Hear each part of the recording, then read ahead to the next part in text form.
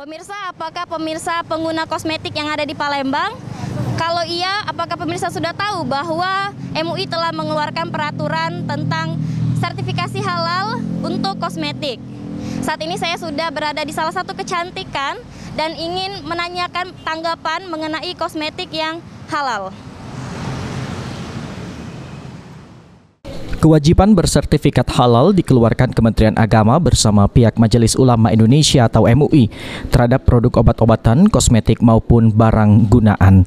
Penerapan kewajiban sertifikat halal ini sesuai dengan amanat Peraturan Pemerintah atau PP nomor 39 tahun 2021 tentang penyelenggaraan bidang jaminan produk halal.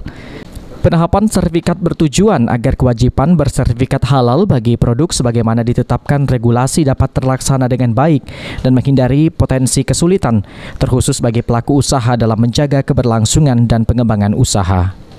Pemirsa, saat ini saya sudah bersama Dr. Danti, dokter kecantikan yang ada di Palembang.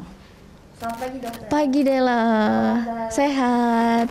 Dokter, yang seperti kita tahu, sekarang kan MUI telah mengeluarkan peraturan sertifikasi halal untuk kosmetik, obat-obat kecantikan. Itu bagaimana tanggapan dari dokter?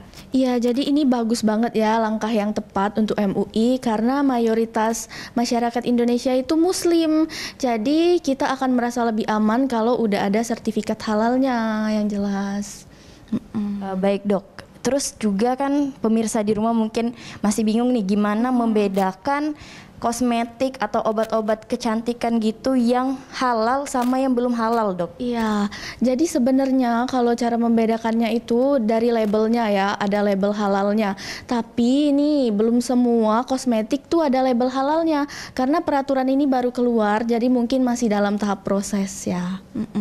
Baik, dok. Terus juga kan sekarang sudah banyak banget kan orang yang mengeluarkan produk kecantikan gitu kan, kosmetik.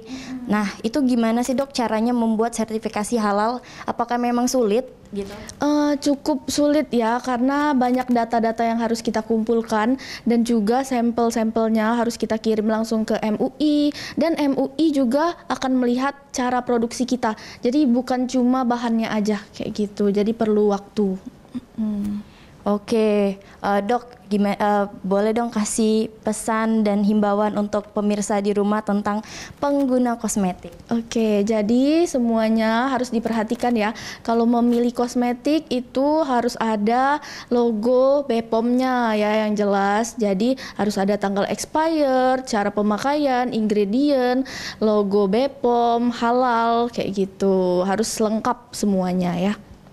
Oke, terima kasih banyak, dokter. Pemirsa, itulah tanggapan dari salah satu dokter kecantikan yang ada di Palembang, tentunya yang telah memberikan informasi tentang kosmetik yang aman dan juga halal. Della Virginia, Okta Alfarizi, PAL TV.